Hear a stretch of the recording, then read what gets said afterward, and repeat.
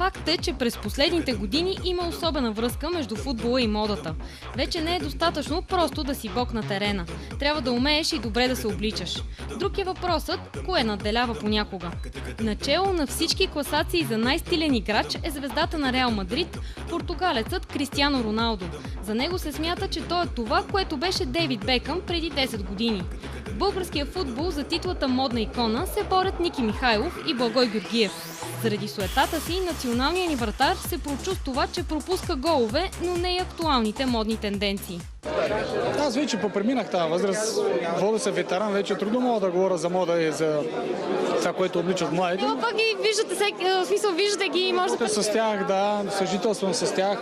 Обичат по-спортното. В последно време това е...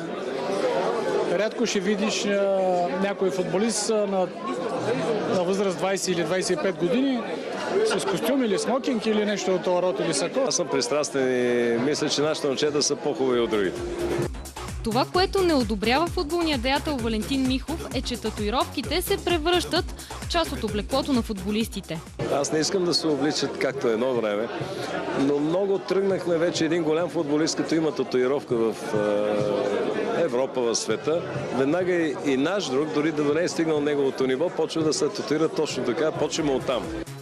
Валентин Михов и Стойчо Младенов бяха официални гости на представенето на новия лайфстайл търговски център, който ще отвори врати другото лято в Бургас. Чисто архитектурно той е много различен и идеята там е по-скоро действително да е социален център, не само търговски център, но това да е една социална дестинация. Повече от 35% от търговските площи ще бъдат за развлекателни дейности. Една от идеите била и покрива на мола да бъде футболно игрище.